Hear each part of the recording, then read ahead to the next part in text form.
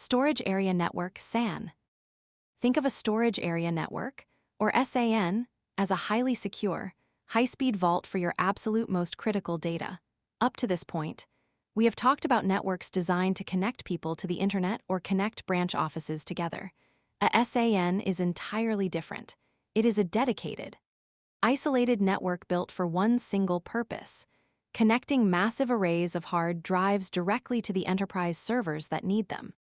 For your CompTIA A+ exam, and for your future classes at BCC, you must understand how a SAN differs from the standard hard drive inside your computer, the specialized hardware it requires, and how it starkly contrasts with other network storage solutions. The architecture, block-level storage. To understand the power of a SAN, you must first look at how computers normally access data. When you build a computer, you plug a hard drive directly into the motherboard using a SATA or an NVMe cable. This is called DAS, or Direct Attached Storage. The operating system talks to that drive at the block level, managing the raw physical sectors of the disk itself.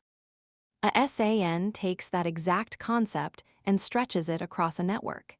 It takes hundreds of massive hard drives, groups them together in a specialized rack, and connects them to your servers using extremely high-speed cables.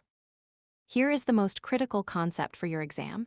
To the server, the SAN does not look like a network share, because a SAN uses block-level storage. The server's operating system is tricked into thinking those distant hard drives are physically plugged directly into its own motherboard. You can format the SAN drive, install an operating system on it, and run heavy databases off of it, exactly as if the drive were sitting right there inside the server chassis. The hardware, Fibre Channel and ISCSI. Because a SAN handles the raw reading and writing of massive databases and virtual machines, it cannot tolerate the standard traffic jams of a normal LAN. You do not want someone streaming a video or downloading a large file to slow down the connection between your server and its hard drive. Therefore, a true enterprise SAN is built on its own separate physical hardware. It uses a technology called Fibre Channel, or FC. This requires dedicated fiber channel switches, specialized fiber optic cables, and expensive HBAs, or host bus adapters, installed inside the servers instead of standard network cards. It operates at blazing speeds of 1632 or even 128 gigabits per second. However, because true fiber channel is incredibly expensive, the industry developed a cheaper alternative called ISCSI, or Internet Small Computer Systems Interface. This technology allows you to send those raw, block-level storage commands over standard Ethernet cables and normal network switches.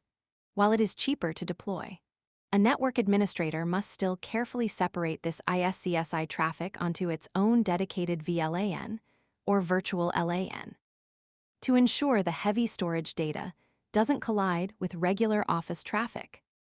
The enterprise advantage: high availability. Why go through all this trouble and expense to move the hard drives out of the servers? The answer is high availability and virtualization. Imagine you are running a heavy, local AI model on your Ubuntu server. If the physical hard drive inside that machine dies, the entire system crashes, and you have to rebuild it from scratch. In a professional enterprise environment, servers do not keep their data on their own internal drives. They keep their data locked inside the SAN. If a physical server motherboard catches fire and dies, the data is perfectly safe inside the SAN vault. An administrator can simply spin up a brand new server, connect it to the SAN, and that new server will instantly pick up exactly where the old one left off. This architecture allows massive tech companies to experience hardware failures every single day without the end user ever noticing a drop in service. Contrast and comparison for the A+ exam. To master storage networks for the 220-1201 exam, you must absolutely know the difference between a SAN and a NAS, or network attached storage. This is one of the most heavily tested comparisons. SAN versus NAS access type. A SAN uses block-level access, making the storage appear as a blank, unformatted local drive to the server. A NAS uses file-level access, acting like a shared folder on the network where users can drag and drop Word documents, pictures, and PDFs. SAN versus NAS hardware. A SAN typically requires a completely separate, dedicated network infrastructure using fiber channel or dedicated ISCSI switches. A NAS is much simpler. It simply plugs right into your existing LAN switch, just like a R. Angular desktop computer. SAN versus LAN. A LAN carries everyday user traffic, emails, and web browsing. A SAN is an isolated, high-speed backend network dedicated strictly to moving raw storage data between servers and disk arrays.